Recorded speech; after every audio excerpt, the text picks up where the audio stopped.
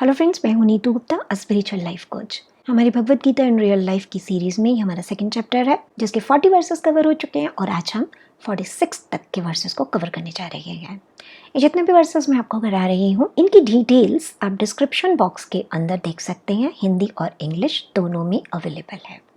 तो हमारे इस सांख्य योग के अंदर लास्ट टाइम श्री कृष्ण ने अर्जुन को आत्मा के और संसार के धर्म के बीच का डिफरेंस समझाया था। आज कृष्ण अर्जुन को इंटेलिजेंस के बारे में बताने जा रहे हैं कि जब इंटेलिजेंस आत्मा के कंट्रोल में होती है तो कैसी होती है, और जब वो सेंसेस के कंट्रोल में होती है तो कैसी होती है। और क्योंकि अर्जुन वेदों में लिखी हुई बातों में, उनके ज्ञान में अटक रहा था और अपने आप को पापी समझ रहा था, तो भगवान आज उसको वेदों का भी एक गूढ़ रहस्य समझा रहे हैं। इसमें कृष्ण ने एक बहुत ही गहराई की बात बोली है जो हम सबको समझनी चाहिए। तो स्टार्ट करते हैं। कृष्ण अर्जुन से कहते हैं, अर्जुन, जिन लोगों की इंटेलिजेंस उनकी आत्मा के कंट्रोल में होती है, वो लोग फोकस्ड होते हैं अपनी लाइफ के अंदर। उनको क्लियरली पता होता है उन्हें क्या करना है और क्या नहीं करना। दूसरी तरफ जिन लोगों की इंटेलिजेंस उनकी आत्मा के वश में नहीं होती, उनकी सेंसेस से इन्फ्लुएंस्ड होती है, उनकी बुद्धि हमेशा डिस्ट्रैक्टेड रहती है तरह तरह के मटेरियल प्लेजर्स के अंदर। ऐसे लोग जब वेदों को पढ़ते हैं तो ये वेदों में से उतनी ही बात को इम्पोर्टेंस देते हैं जिससे इनकी मटेरियल डिज़ायर्स पूरी हो सकती हैं। ये तरह तरह के यज्ञ करते हैं, रिचुअल्स में खुद को इन्वॉल्व करते हैं, चैरिटी करते हैं, पर इन सब के पीछे इनकी चाहत होती है स्वर्ग, ताकि ये तरह तरह के मटेरियल सुखों को भोग सके। असली भगवान को और असली ज्ञान को तो ये मानते ही नहीं है। और अर्जुन, वेदों में जो ज्ञान है वो सारा ज्ञान प्रकृति के 3 गुणों पर आधारित है। प्रकृति के गुण प्रकृति के अंदर है, आत्मा उनसे प्रभावित नहीं होती। इसलिए तुम इन 3 गुणों के अंदर मत अटको और इन तीनों से ऊपर उठो। संसार की इस माया के अंदर खुद को उलझाओ मत। इंसान की जो प्यास नदी का जल बुझा सकती है, वही प्यास तालाब का पानी भी बुझा सकता है। इसी तरह से ब्रह्म ज्ञान हो जाने के बाद उस व्यक्ति को अब वेदों के ज्ञान पर निर्भर रहने की कोई आवश्यकता नहीं है। इसलिए माया से बाहर आओ और अपनी बुद्धि को आत्मा से जोड़ो। तो इन वर्सेस में भी कृष्ण ने हमें बहुत सारी गूढ़ बातें बता दी हैं। समझते हैं वो क्या क्या है। पहले तो कृष्ण ने बात की इंटेलिजेंस के बारे में। तो कृष्ण कहते हैं, देखो, मैंने तो सबको बुद्धि समान दी है। जितने भी प्राणी हैं धरती के ऊपर, सबके पास बुद्धि है और समान बुद्धि है। किसी में मैंने कोई भेदभाव नहीं किया। लेकिन फिर भी हर एक इंसान अपने तरीके से सोचता है, अपने तरीके से डिसीजन लेता है। उसका कारण होता है कि किसी की बुद्धि तो आत्मा से कनेक्टेड होती है। उसका हर डिसीजन, हर चॉइस, हर एक्शन आत्मा की इंटेलिजेंस से प्रभावित होता है। जैसा उसकी आत्मा उसको गाइड करती है, उस हिसाब से वो काम करता है। तो वो बहुत क्लियर है कि मुझे ऐसी किसी भी चीज़ के अंदर अटकना नहीं है जो मेरी आत्मा के अगेंस्ट हो या उसके अहित में हो। या हम ऐसा कह सकते हैं कि उसका हर डिसीजन उसकी आत्मा के धर्म अधर्म और हित और अहित को देखकर होता है। उसको कोई कंफ्यूजन ही नहीं है। जो चीज़ उसकी आत्मा के साथ अलाइंड है वो उसको कर लेता है, जो अलाइंड नहीं है वो उसको नहीं करता। दूसरा इंसान वो है जिसकी इंटेलिजेंस आत्मा से तो कनेक्टेड नहीं है, लेकिन उसके सेंस माइंड से और उसकी सेंसेस के प्लेजर पेन से इन्फ्लुएंस्ड है। अब सेंसेस का तो काम ही है ना, हर वक्त मटेरियल वर्ल्ड की चीज़ों से इंटरेक्ट करना, तरह तरह की चीज़ें उसको अट्रैक्ट करती हैं। जैसे छोटे बच्चे होते हैं ना, किसी भी चीज़ के पीछे भागे, अब ये दे दो, अब ये दे दो, फिर थोड़ी देर में मन भर गया तो अब कुछ और चाहिए। तो हमारी ये सारी सेंसेस भी बस कुछ ऐसी ही होती हैं। 2-2 मिनट में यहाँ से यहाँ जंप किए तो क्या होता है, डिस्ट्रैक्टेड। बच्चों को देखा है ना आपने, नॉटी बच्चे कहते हैं ना हम उन्हें, बच्चे बड़े नॉटी होते हैं, एक जगह टिक कर नहीं बैठ सकते। तो हमारा सेंस माइंड भी ना ऐसा ही होता है, उसको टिकाना पड़ता है। लेकिन उसको टिकाएगा कौन? उसको टिकाएंगे समझदार पेरेंट्स। अगर पेरेंट्स समझदार हैं और उनको पता है मुझे बच्चे की हर बात नहीं माननी, उसका तो मन चंचल है, पता नहीं वो तो क्या क्या जिद करेगा, इसका मतलब ये थोड़ी है सब बातें उसकी पूरी करें, तो पेरेंट्स बच्चे को समझाकर, बहला फुसलाकर जैसे भी कंट्रोल कर लेंगे। पर अगर पेरेंट्स खुद ही समझदार नहीं है और बच्चे की हर बात को पूरा करना वो अपना धर्म समझते हैं, यही कह लीजिए उनके इन्फ्लुएंस में आ जाते हैं। बच्चे ने थोड़ी सी जिद की, 2 आंसू बहाए या और कुछ टेंट्रम किया तो पेरेंट्स फटाफट, अच्छा ठीक है ले लो जो तुम्हें लेना है। तो हमारी जो बुद्धि होती है ना, वो ऐसी पेरेंट्स वाला रोल प्ले करती है। अगर हमारे बच्चे, हमारी सेंसेस आउट ऑफ कंट्रोल होते हैं, तो फिर वो तो अपने नेचर के हिसाब से जगह जगह हर चीज़ के अंदर जाएंगे। उनको खींच कर लाने का काम है हमारी बुद्धि का। अब हमारी बुद्धि अगर फर्म है, स्ट्रांग है, आत्मा से कनेक्टेड है, तो वो ये काम कर देगी।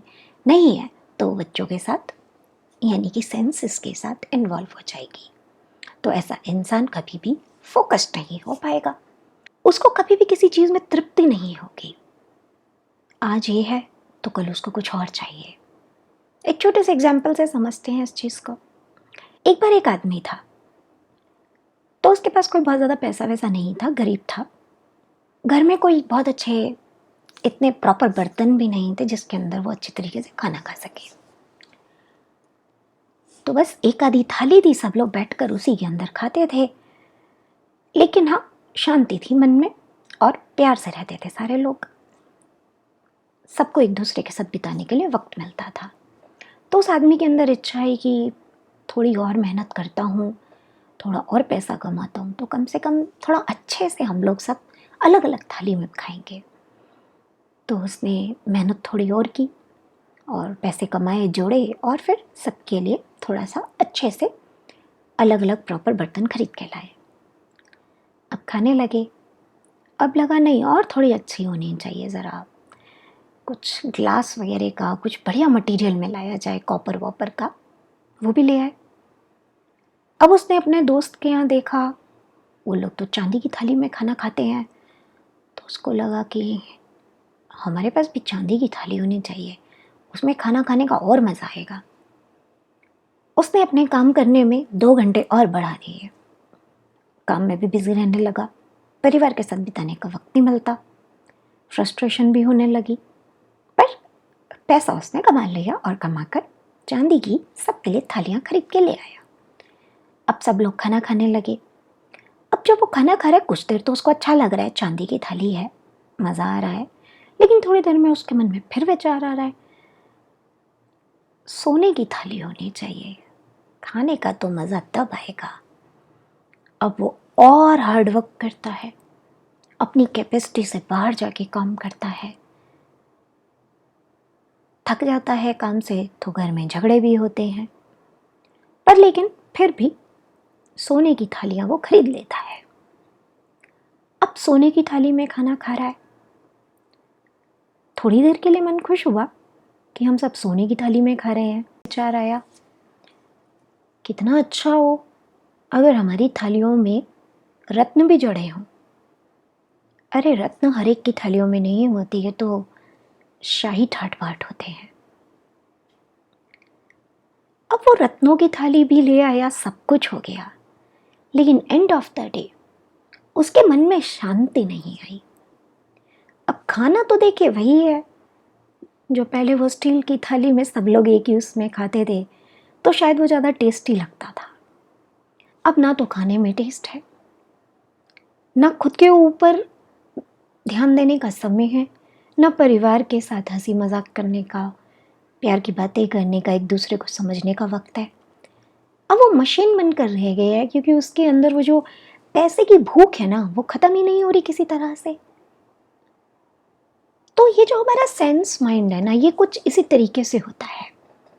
इंसान को यहाँ से यहाँ, यहाँ से यहाँ, यहाँ से यहाँ भटकाता रहता है। जैसे आपने देखा होगा ना, सुना होगा, मतलब देखा तो नहीं होगा, मुकेश अंबानी जी के घर में सुना है ऐसा कि रोज़ पूरा 5 स्टार का मेन्यू बनता है, और साथ में ऐसा भी सुना है कि वो खुद तो सिर्फ इडली खाते हैं। तो सोचिए, घर में गिनती के 4-5 मेंबर हैं, बाकी बहुत सारे नौकर चाकर हैं, लेकिन रोज़ इतना खाना जब आप खाते ही नहीं हो तो वो सारा वेस्ट ही होता है ना। तो इतने रिसोर्सेज को वेस्ट क्यों करना, सिर्फ शो ऑफ के लिए। और उसमें भी मन संतुष्ट नहीं होता, क्योंकि फिर किसी और को सुनेंगे जो उनसे ज़्यादा रईस है कि उनके यहाँ तो ऐसा होता है, तो फिर वो भी वैसा करना चाहेंगे। तो ये जो मन है, इसका स्वभाव है, ये इसको सधाना पड़ता है। तो यही बात कृष्ण कह रहे हैं, जब बुद्धि आत्मा में लग जाती है ना, तो उसके लिए इस मन को सधाना आसान हो जाता है। और नहीं तो वो इस मन की गुलाम बन जाती है। और जब वो मन की गुलाम बन जाती है तो फिर मन उसको अच्छे से फंसाता है संसार की चीज़ों के अंदर। अब साथ में भगवान कहते हैं कि ये जो लोग होते हैं जिनको मटेरियल डिज़ायर्स की बहुत ज़्यादा चाहत है, ये लोग क्या करते हैं, ये भगवान के पास भी अगर जाते हैं, मंदिरों में जाते हैं या स्क्रिप्चर्स को, वेदों को पढ़ते हैं, तो ये उसमें से सिर्फ अपने मतलब वाली बातें ढूंढते हैं। उनके मतलब वाली बातें मीन्स कि खूब सारा पैसा होना चाहिए, नाम शौहरत, मीन्स लाइफ में कभी भी कोई प्रॉब्लम नहीं आनी चाहिए, ज़िंदगी कंफर्टेबल अच्छी चलती रहनी चाहिए हमेशा। तो उसके लिए ये लोग क्या करते हैं, भगवान को खुश करते हैं। तो भगवान को खुश करने के लिए तरह तरह के यज्ञ करते हैं, व्रत करते हैं, जो जो वेदों में लिखा है, दान करो, धर्म करो, वो सब कुछ करते हैं। पर उसके पीछे चाहत सिर्फ एक ही होती है, मेरा धरती पर भी जीवन अच्छा रहे, सारे सुख साधन मुझे मिलते रहे, और मरने के बाद जिसे हम स्वर्ग कहते हैं कि वहाँ पर तो और भी ज़्यादा वैभव है, अप्सराएं हैं और जाने क्या क्या हैं। Basically material desires. तो उनके सारे रिचुअल्स भी इन्हीं डिज़ायर्स की पूर्ति के लिए होते हैं। तो क्या होता है, जब इंसान इन सब के अंदर इतना एंटेंगल होता है ना, तो वो भगवान से तो जुड़ ही नहीं पाता। अब आपके मन में यहाँ पर एक सवाल आ सकता है और आ रहा होगा कि तो क्या इसका मतलब पैसा होना गलत है? इंसान को पैसा नहीं कमाना चाहिए? अच्छी ज़िंदगी जीने की कामना करना क्या गलत है? क्या सुख सुविधाओं की कामना करना गलत है? तो अगर हम ऐसा कर रहे हैं तो इसमें बुराई क्या है? और वो कौन सा भगवान है जो कहता है कि ये सब तुम्हारे पास नहीं होना चाहिए? आप अपनी जगह बिल्कुल सही हैं और भगवान अपनी जगह बिल्कुल सही है। देखिए, सुख संसाधन भगवान ने इंसान के लिए ही बनाए हैं। भगवान को तो इन सब से कुछ लेना देना है नहीं, क्योंकि वो तो मटेरियल वर्ल्ड में है ही नहीं ना, वो तो इससे बियॉन्ड है। तो ऑब्वियसली बात है, हमारे लिए बनाया है। तो इनका होना बुरा नहीं है। बुरा क्या है कि किस तरह से ये आया है, पहली चीज़, सही तरीके से आया है क्या? दूसरी चीज़, अपने साथ ये कितनी बुराइयां लेकर आया है। अगर हमारा पैसा सिर्फ अपने आप को दूसरों से सुपीरियर दिखाने के काम आता है, दूसरों को लेट डाउन कराकर अगर हमें खुशी फील होती है, हम अपने आप को सुपीरियर समझते हैं, तो बेकार है ये पैसा। अगर ये पैसा घमंड लेकर आ रहा है, प्राइड लेकर आ रहा है, साथ में ग्रिड लेकर आ रहा है, इनसिक्योरिटी लेकर आ रहा है, ये इस पैसे को, इस स्टेटस को, इन सब कंफर्ट्स को बनाए रखने के लिए इंसान गलत गलत तरीके के कॉम्प्रोमाइज़ेस कर रहा है। जैसा आजकल तो बहुत वायरल हो रखा है बॉलीवुड में जो भी कुछ चल रहा है, ड्रग्स से रिलेटेड और भी बहुत सारी चीज़ों से रिलेटेड। छुपा तो है नहीं, अब सबके पीछे कारण क्या है? पैसा, मटेरियल डिज़ायर्स, वो कंफर्ट्स, वो ऐशो आराम, वो ग्लैमर, उसको वो लोग छोड़ना नहीं चाहते, तो उसको पाए रखने के लिए वो कुछ भी करने को तैयार है। तो जब इस तरीके का पैसा आता है तो वो इंसान को लॉन्ग लास्टिंग हैप्पीनेस कभी नहीं देता। कुछ समय बाद वो किसी ना किसी फॉर्म में दुख ले ही आता है। तो भगवान तो बस इतना कहते हैं, भाई बच्चों, पहले अपने अंदर की बुराइयों को मार दो। तुम्हारे अंदर अगर कोई लालच नहीं बचेगा, संतोष आ जाएगा, तुम किसी को पैसे के लिए अपने से छोटा नहीं समझोगे, तुम्हारी खुशी जब किसी और को नीचा दिखाने में नहीं होगी, जब पैसा तुम्हें सिर्फ अपनी ज़रूरतों के लिए चाहिए होगा ताकि तुम अपनी ज़िंदगी अच्छी कर सको, तो पैसा बुरा नहीं है, रखो। नाम भी बुरा नहीं है, लेकिन अगर ये वैभव तुम्हारे गले में पड़ी हुई जंजीर बन जाए, तुम्हारी कमज़ोरी बन जाए, तुम इस पर डिपेंडेंट हो जाओ, तो ये वैभव भी बुराई है तुम्हारे लिए। तो ये डिपेंड करता है कि कोई चीज़ किस तरह से आ रही है और आप उसको किस तरह से इस्तेमाल कर रहे हो। उसका अच्छा और बुरा होना उसमें डिसाइड होता है। हाँ, जहाँ तक बात है भगवान की कि भगवान पहले आपसे सब कुछ छुड़वाते हैं, तो देखिए मुझसे भी बहुत कुछ छुड़वाया है उन्होंने, और क्योंकि मैं समझती हूँ तो मुझे पता है। छुड़वाने का कारण ये नहीं होता कि वो कहते हैं आप आप एक कंफर्टेबल ज़िंदगी मत जियो। वो छुड़वाते हैं इसलिए ताकि आप जान पाओ आप कितने पानी में हो, आपको पता चल जाए। क्योंकि देखिए क्या है, जब सब ना अच्छा चल रहा होता है तो हम नहीं जान पाते कि हम कितना अपने ऊपर कंट्रोल डेवलप कर चुके हैं, कितनी हमारी इनर स्ट्रेंथ बढ़ चुकी है। ये सिर्फ पता चलता है डिफ़िकल्ट टाइम के अंदर। तो इसलिए भगवान वो डिफ़िकल्ट टाइम लेकर आते हैं कि कोई दोष बचे हैं तो उन्हें मिटा दो। अपने आप को खुद ही जज कर लो कि where do you stand actually.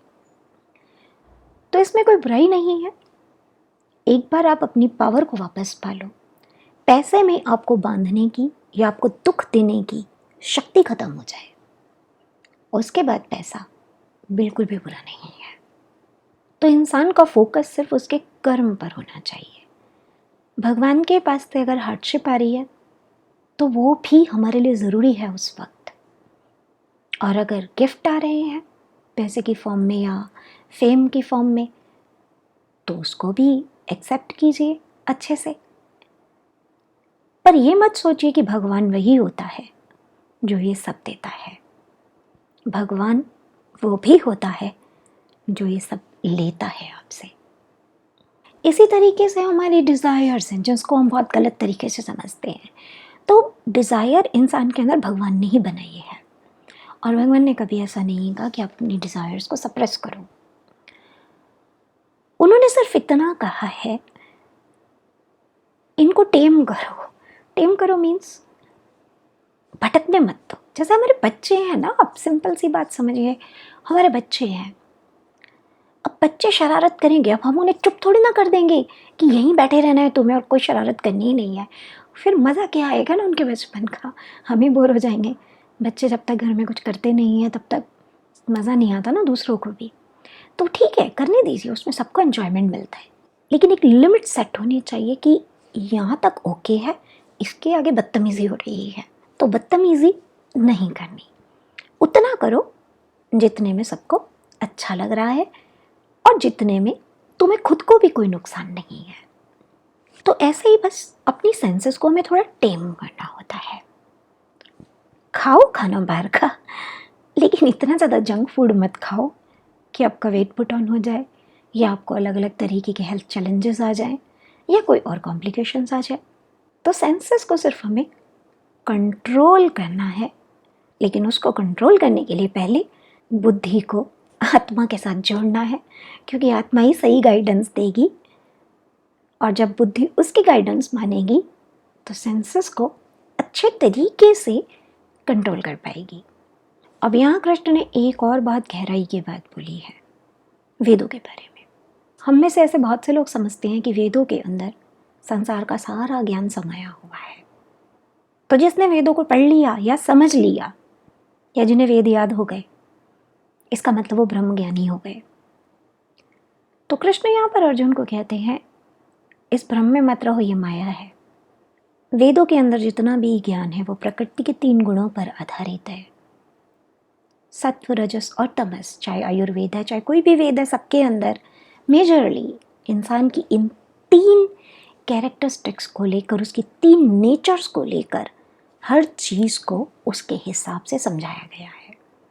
जबकि आत्मा इन तीनों गुणों से बाहर है, और संसार के अंदर इतना ज्ञान है कि वो किसी भी वेद के अंदर या पुस्तक के अंदर समा ही नहीं सकता।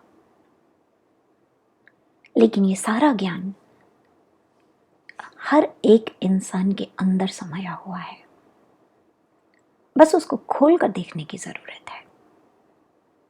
तो भगवान कहते हैं, अर्जुन, यदि तुमको अपने अंदर वो सेल्फ रियलाइजेशन हो जाता है, ब्रह्म ज्ञान जैसे हम कहते हैं तुम्हारे अंदर ही तुमको मिल जाता है, तो हकीकत में तुम्हें अब इन वेदों में क्या लिखा है इन सबको पढ़ने की और जानने की कोई ज़रूरत ही नहीं है। इनसे तुम ऊपर उठ जाओ, क्योंकि वो सारा ज्ञान तो तुम्हारे अंदर है जिसे मैं तुम्हें दे रहा हूँ। और रामकृष्ण परमहंस भी तो थे, उन्होंने कोई वेद नहीं पढ़े थे, कुछ नहीं पढ़ा था, पर फिर भी उनके अंदर ब्रह्म ज्ञान था। क्योंकि जो ब्रह्म ज्ञान है ना, वो पुस्तकों से, वेदों से, ग्रंथों से बाहर है। ये व्यक्ति को अपने ऊपर काम करके मिलता है। ये बातें मैं इसलिए कह सकती हूँ क्योंकि मेरी ज़िंदगी में भी मैंने जब जब किताबें पढ़नी चाहिए, कृष्ण ने पढ़ने नहीं दी। मैंने भी सुना था वेदों के बारे में बहुत कुछ कि संसार का सारा ज्ञान वेदों में समाया है, और अगर इंडिया से इन वेदों को कोई चुरा कर नहीं लेके जाता तो आज इंडिया पता नहीं कहाँ की कहाँ होती। मैं भी पढ़ना चाहती थी, जानना चाहती थी क्या है ऐसा इनके अंदर। और एक बार मैं खरीदने भी चली गई, लेकिन कृष्ण ने खरीदने नहीं दिया। उसने मुझे कभी कोई बुक्स पढ़ने ही नहीं दी। जितना थोड़ा बहुत बाहर से पढ़वाया दिलवाया वो सिर्फ मेरे अपने अंदर की जो कोडिंग्स थी ना उनको ट्रिगर कर जाने के लिए था। जितना भी ज्ञान मैं बांटती हूँ किसी भी तरह से, चाहे हीलिंग के थ्रू, चाहे ट्रेनिंग सेशंस के थ्रू, चाहे ये गीता के थ्रू, चाहे अपने कोचिंग्स के थ्रू, कैसे भी मैं जो भी ज्ञान बांटती हूँ वो सारा ज्ञान एक्चुअली मुझे मेरे अंदर से मिला है। अब अंदर से कैसे मिला है, किस दिन मिला है, मैं ये नहीं आपको बता सकती क्योंकि ये तो मैं भी नहीं जानती। बस इतना पता है कि अपने अंदर एक नोइंग, एक इनर नोइंग अपने आप आ जाती है। हर सवाल के जवाब मिल जाते हैं, चाहे इंस्टेंट मिले, चाहे कुछ वक्त रुक कर मिले, चाहे मेडिटेट करके मिले, पर मिल जाते हैं। तो मुझे जो सेल्फ रियलाइजेशन हुआ है वो मुझे बाहर से नहीं हुआ, मुझे अपने ही अंदर से हुआ है। मेरा गुरु तो कृष्ण है। जो भी मुझ पे काम करना होता है वो कृष्ण ही करते हैं। मैं इससे पहले गीता भी फेसबुक पर एक्सप्लेन कर चुकी हूँ, बाइबल भी कर चुकी हूँ। दोनों को एक्सप्लेन करने के बाद मैंने जाना कि कुछ बातें हैं जो बाइबल में बताई गई हैं गीता में नहीं है, और कुछ बातें हैं जो गीता में बताई गई हैं बाइबल में नहीं है, और कुछ बातें हैं जो दोनों में ही नहीं बताई गई। तो हम किसी भी चीज़ को संपूर्ण नहीं कह सकते। मैंने तो बहुत कुछ कृष्णा ने मुझे करवाया, मतलब चाहे हम उसको टैरो कार्ड्स कह दें, एस्ट्रोलॉजी, न्यूमरोलॉजी, मतलब जितने भी तरीके से ज्ञान मुझ तक पहुंच सकता था कृष्णा ने पहुंचाया। और मैंने पाया हर चीज़ हमें ज़िंदगी को कुछ अलग तरह से समझने में, खुद को अलग तरह से समझने में मदद कर रही है। सब चीज़ें आपस में इंटरकनेक्टेड है लेकिन फिर भी एक दूसरे से अलग है। तो हमें किसी भी एक चीज़ पर डिपेंडेंट नहीं होना। जिसमें से जो ज्ञान की बात है, जो हमारे काम की बात है वो ले लो, लेकिन वो भी ज्ञान, वो भी सिर्फ बुकिश नॉलेज है। असली ज्ञान तब आएगा जब हमारे अंदर वो रियलाइजेशन में आएगा। तो इसीलिए कृष्ण ने अर्जुन को बोला कि ये तो एक माया है। जो लोग किताबों पर, ग्रंथों पर, वेदों पर डिपेंडेंट हैं वो इससे बाहर निकल ही नहीं पाते। वो सिर्फ इन्हीं के अंदर उलझे रह जाते हैं, और इसके चक्कर में उनको सेल्फ रियलाइजेशन एक्चुअली में आता ही नहीं है। क्योंकि जब तक वो अपने अंदर कनेक्ट नहीं होंगे तब तक उन्हें समझ नहीं आएगा। तो तुम इस माया के अंदर मत फंसो। जो ज्ञान मैं तुम्हें दे रहा हूँ इससे तुम्हारे अंदर सेल्फ रियलाइजेशन आएगा, और ये सेल्फ रियलाइजेशन तुम्हारे अंदर वो सारा ज्ञान उतार देगा। क्योंकि ज्ञान शब्दों में नहीं है, ये एक एहसास है, एक नोइंग है जो हमारे अंदर हमें खुद ही हो जाती है। इनके कोई शब्द या कोई वो सब नहीं है, वो तो इंसान ने ज्ञान को किसी तरीके से प्रेजेंट करना है। देखिए आज मेरे पास भी बहुत ज्ञान है, तो मैंने भी कृष्णा की गाइडेंस से एक कोर्स बना दिया है, द कोर्स इन लिबरेशन। क्योंकि किसी ना किसी तरीके से मुझे इसको आगे पास ऑन करना है। पर इसका मतलब ये नहीं है कि वो कोर्स अपने आप में कंप्लीट है। हालांकि उसके अंदर मैंने जितना भी ज्ञान मेरे पास था अभी तक मैंने वो डाल दिया, लेकिन फिर भी जो अंदर ज्ञान मिलता है ना वो अलग है। तो ज्ञान तो हर इंसान को अपने अंदर से ही मिलता है, और यही बात कृष्ण अर्जुन को और आपको भी समझा रहे हैं। तो आज के लिए इतना ही। नेक्स्ट टाइम आगे के वर्सेस पर डिस्कशन करेंगे। तब तक के लिए जय श्री कृष्ण।